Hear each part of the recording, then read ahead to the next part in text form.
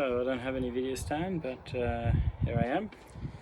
I have taken the starter out of the Flaminia project, the Bellina, and first of all I'm going to check the voltage of the battery to make sure that's not where we're going wrong. Let's see if I can line this up. 12.56, that should be good enough to turn around. I have disconnected the, I know the motor actually is quite clean and it turns freely, and I've oiled it up. I got this solenoid, but the solenoid is what is conked out. That's what I believe. I also checked the magnets and the starter, they look fairly good. I'm going to pop this one back in. But yeah, we can test the solenoid, quite frankly, so by hooking up the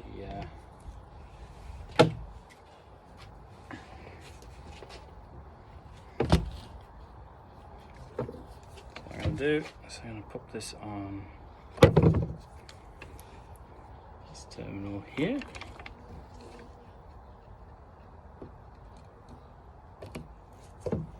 So it doesn't touch anywhere. Put the negative on ground. Oops, yeah, well, you can see that little sparks here.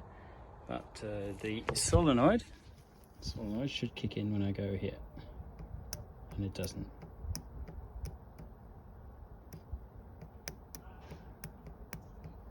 You can hear it trying a little bit, but it doesn't really kick in. If I push this further in, it does actually kick in, but this means that this is just the connections in here are worn and knackered.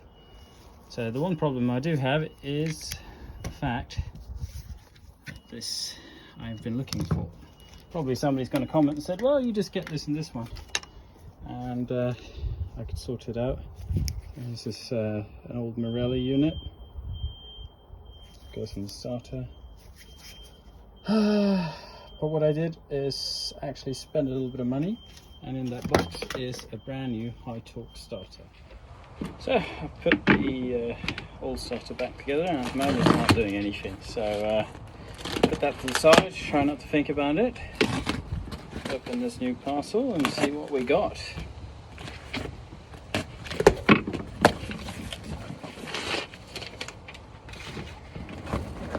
Well, this promises some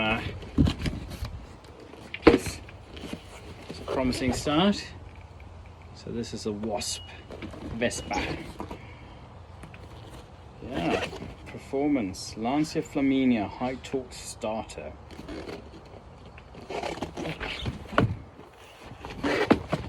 Let's break the seal. Sticker, my screwdriver, because you know the knife is not here. There we go. Oh, here we go. I don't think that's going to go in the window, but maybe on the wall in the workshop. And we get one. I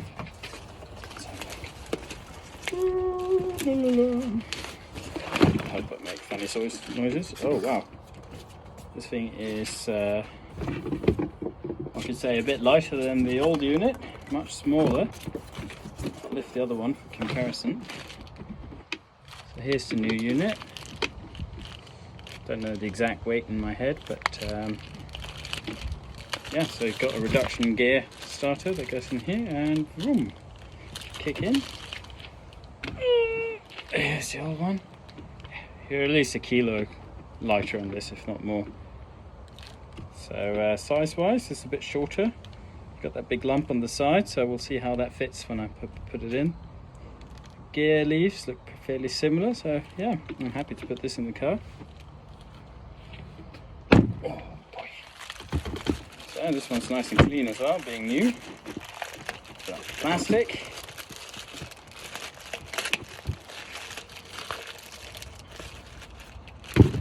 Look at that. Nice covers. There we go.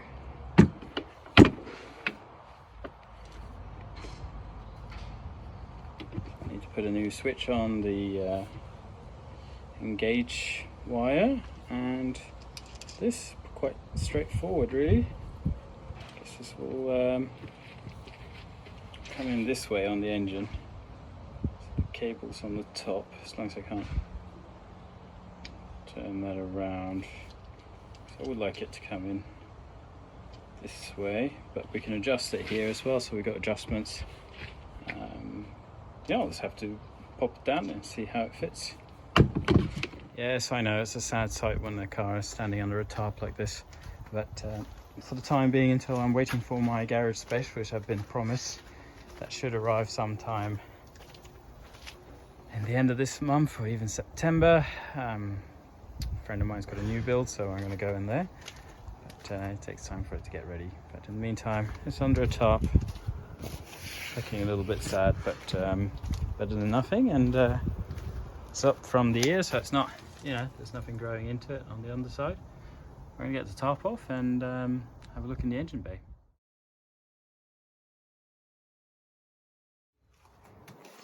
So to get to it, of course I had to remove the brake booster, which I have to rebuild anyway, and just look at the condition of all this stuff.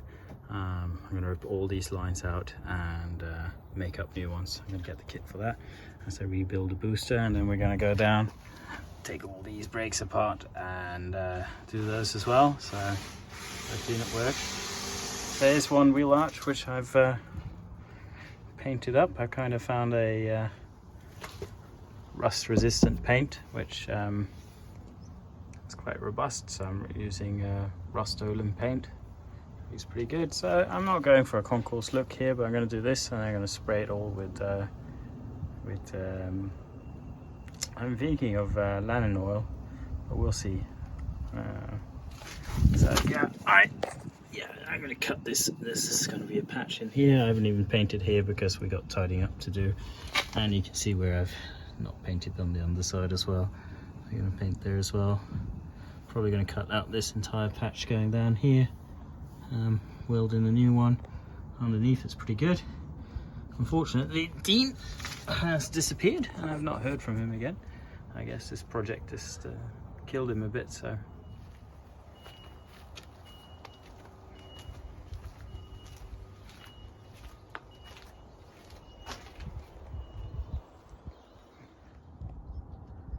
I'm happy how that came in there. Not too much faffing about.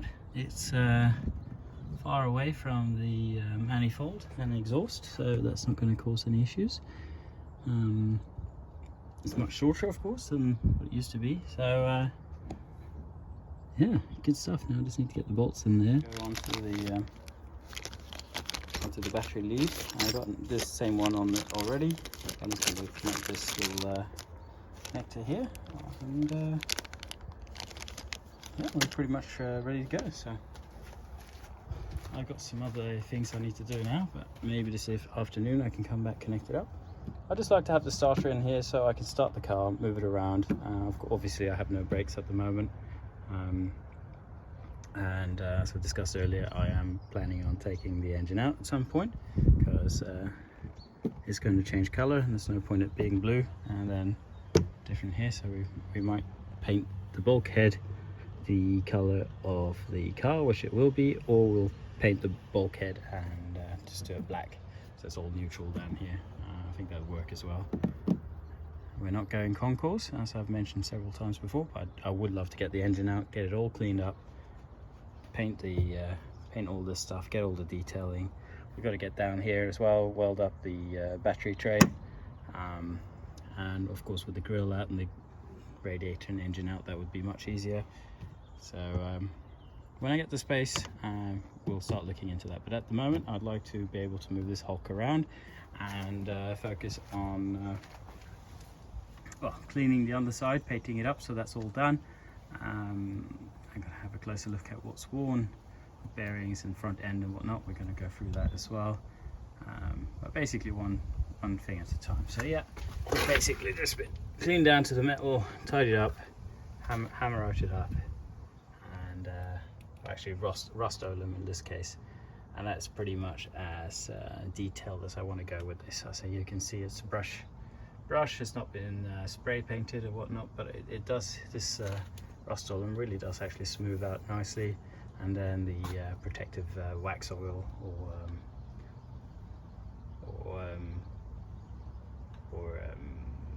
Rust-Oleum kind of oil on top of that. I think it's going to have a great kind of factory finish look to it without going overboard. And yes, I've got myself a welder, so I'm going to get into that so we can start fabricating these bits here, get that all cut out, get all the rot out. Just do it right this time around, and then we've got to sand it all down, prep the bodywork, get all the windows out, of course, do that right as well. I need to get a whiteboard, a list, and lots of storage shelves, but overall, yeah, I'm not going nuts and bolt restoration here, which I've said is, every time I say that I tend to do more and more on the project, but the general idea is just to get a really nice driving car.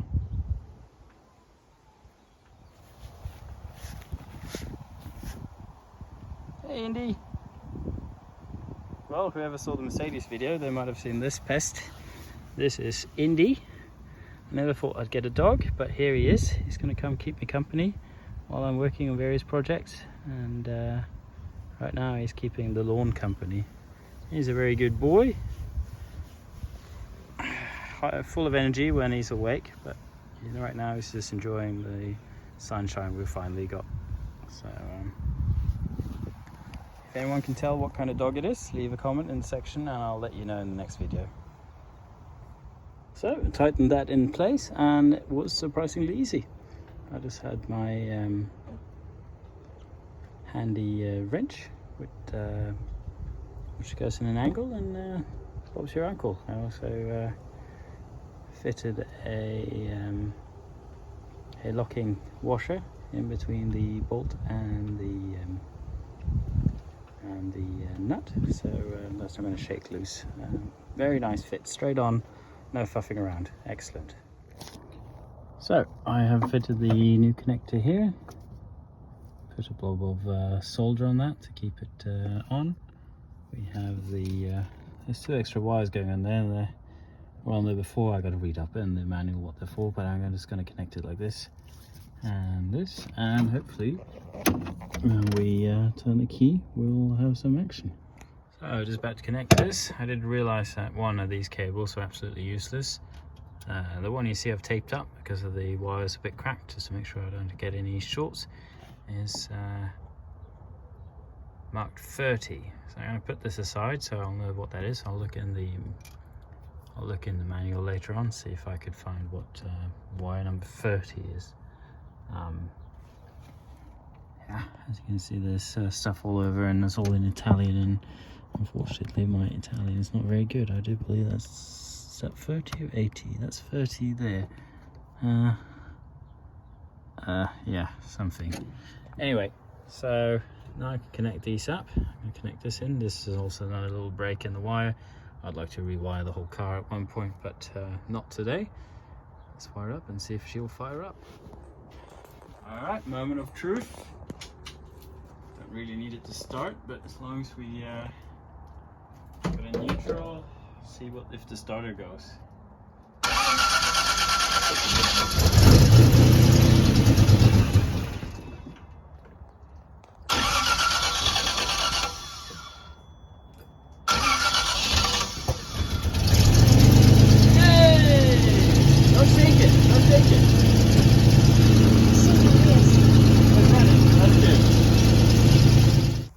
Let's do this again.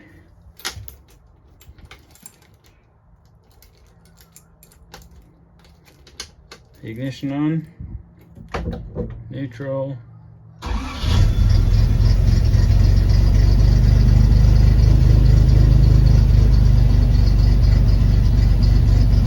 Beautiful. Man, that's the difference in the starter. I don't know if I have a comparison video because the starter literally conked out, but before it was vroom, vroom, vroom. Now it just goes vroom. I think it's good to take the top off.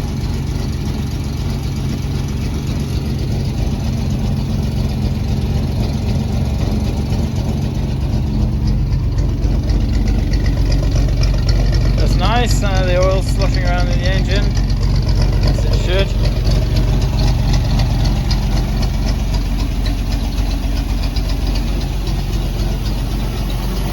So yeah, now at least I can put the wheels back on, move the car around, reposition these wires a bit before that burns through the manifold. I'll do that straight away. Alright, just once more, just for good measure. Turn the ignition on. Oh, lovely. Just what I want. Engine's so smooth. It's a bit smoky. I'm not too bad right now, but I don't know if you can see it, but yeah, it's a bit of there's a bit of grey smoke in there right now. But then again, the engine's been standing for over a month, and I'm sure there's a bit of oil and stuff has seeped into the rings or whatnot. So, good spin later on, we'll burn that off, I'm sure.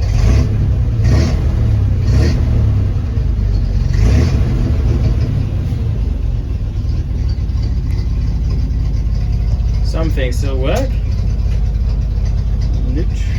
Lights. Oh, nothing dangling in the back. Fair enough.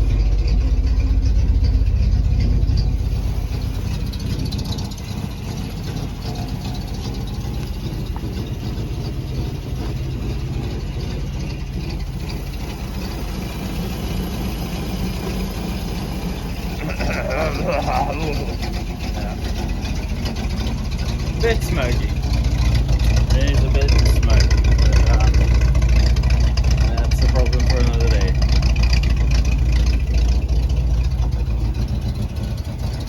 Anyway, that's a quick update on the Flaminia project. Hope you guys are well, and catch you guys next time.